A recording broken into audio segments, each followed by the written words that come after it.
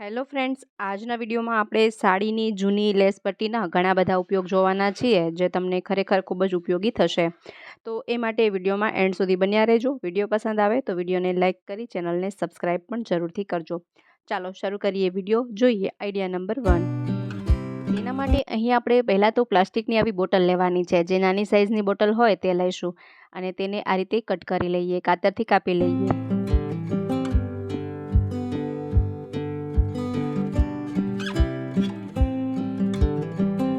અહીંથી પણ આપણે તેને કાપી લઈશું.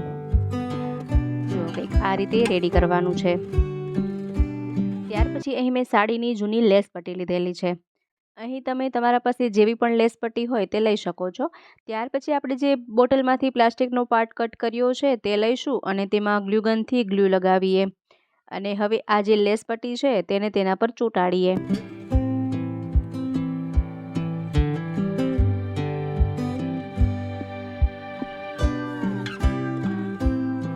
અહીં સરસ મજાનું એક બ્રેસલેટ બનીને રેડી થઈ ગયું છે અને હાથમાં પહેરી શકાય છે. જોતા લાગે જ નહીં કે લેસ પટ્ટીમાંથી બનાવ્યું હશે. આ આઈડિયા આપણને ત્યારે કામ આવે કે જ્યારે આપણે કોઈ એવા આઉટફિટ પહેર્યા હોય અને આપણી પાસે એના મેચિંગ બ્રેસલેટ વગેરે ન હોય, તો ત્યારે તમે આ DIY યુઝ કરી શકો છો. ખૂબ જ સરસ લાગશે.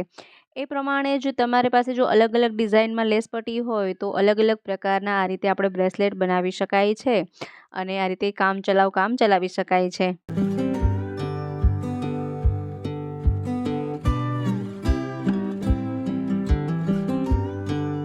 અહીં મેં ગોલ્ડન બ્રેસલેટ રેડી કર્યું છે, જે કોઈ પણ આઉટફિટ સાથે મેચિંગ થઈ જ જાય.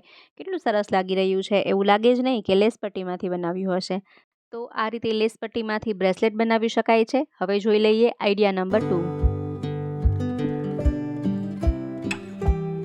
ત્યાર પછી જે આવી પાતળી લેસ પટ્ટી આવતી હોય તેનો ઉપયોગ જોવાના છીએ. અમુક આવી મોતીવાળી વગેરે લેસ પટ્ટી આવતી હોય, તો આવી લેસનો આપણે બેલ્ટ તરીકે ઉપયોગ કરી શકાય છે. જી હા, અહીં આપણે દોરીના 2 ટુકડા લઈશું અને 1 મીટર જેટલો લેસનો કટકો લઈશું અને બંને બાજુ આ દોરીને આપણે તેમાં જોડી દઈશું. અહીંથી સીવી લઈએ. સોય દોરાથી સીવી શકાય, સિલાઈ મશીન હોય તો તેનાથી પણ સીવી શકાય છે.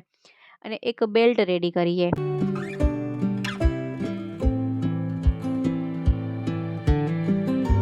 આ રીતે બંને બાજુ દોરીને જોડી દઈએ તો સરસ મજાનું એક બેલ્ટ બનીને રેડી થઈ ગયું છે. આને આપણે વન પીસ વગેરેમાં પહેરી શકાય છે. ખૂબ જ સરસ લાગે છે.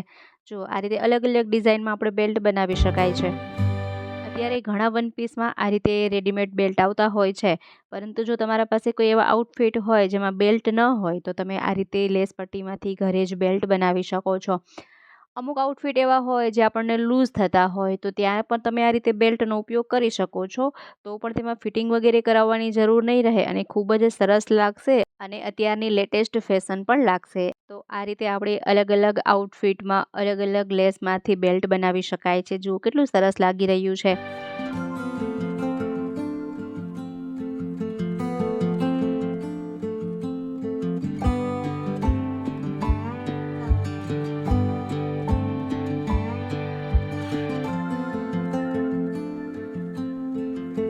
આઈ હોપ કે આ આઈડિયા પણ ગમ્યો હશે. હવે જોઈએ નેક્સ્ટ આઈડિયા.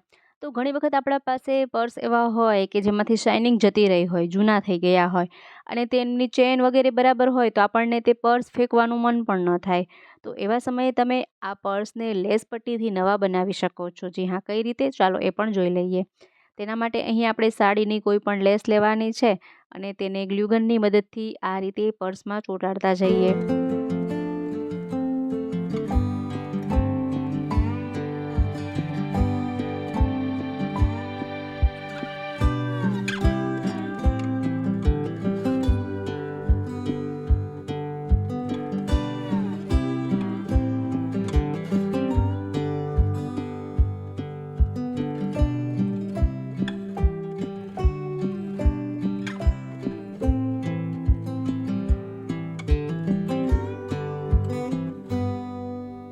તો જુઓ, અહીં આ પર્સમાં લેસ પટ્ટી લગાવ્યા પછી તેનો લુક જ આખું ચેન્જ થઈ ગયો છે. કેટલું સરસ લાગી રહ્યું છે.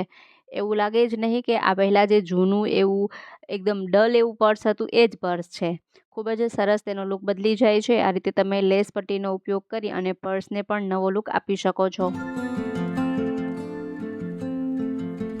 હવે જોઈએ નેક્સ્ટ આઈડિયા। તેના માટે અહીં મેં એક જૂનું જીન્સ પેન્ટ લીધેલું છે અને હવે તેને અહીંથી કટ કરી લઈએ।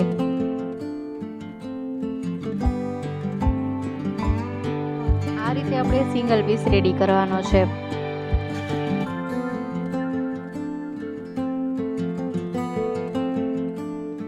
ત્યાર પછી અલગ અલગ લેસ પટ્ટીના જે પણ ટુકડા હોય તેને ગ્લુગનથી આ રીતે આપણે તેમાં ચોંટાડતા જઈશું। ઘણી વખત આપણા પાસે અલગ અલગ સાડીમાંથી અલગ અલગ લેસ પટ્ટીના ટુકડા વધ્યા હોય છે, તો એનો તમે આવો ઉપયોગ કરી શકો છો।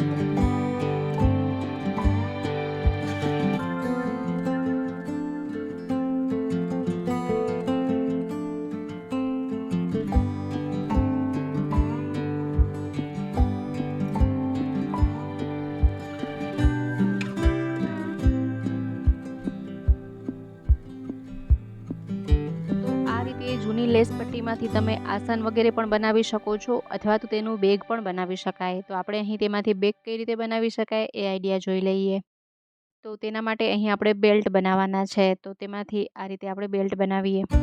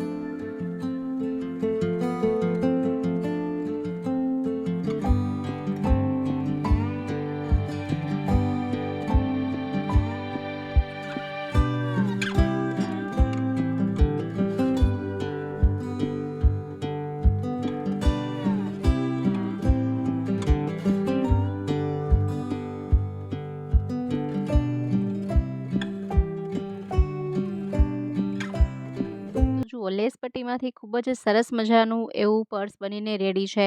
જોતાં લાગે જ નહીં કે જૂની લેસ પટ્ટીમાંથી બનાવ્યું હશે। મિત્રો આશા રાખું છું આજનો વિડીયો તમને ખરેખર ખૂબ જ ઉપયોગી થયો હશે, સાથે પસંદ પણ આવ્યો હશે। વિડીયો પસંદ આવ્યો હોય તો વિડીયોને લાઇક કરજો, શેર કરજો। અમારી ચેનલ પર નવા હોય, પહેલી વાર ચેનલ પર વિઝિટ કરી રહ્યા હોય તો ચેનલને સબસ્ક્રાઈબ પણ જરૂરથી કરજો। ફરી મળીએ નવા વિડીયોમાં નવા જ આઈડિયાઝ સાથે। ત્યાં સુધી જોતા રહેજો આપણી ચેનલ બી ક્રિએટિવ।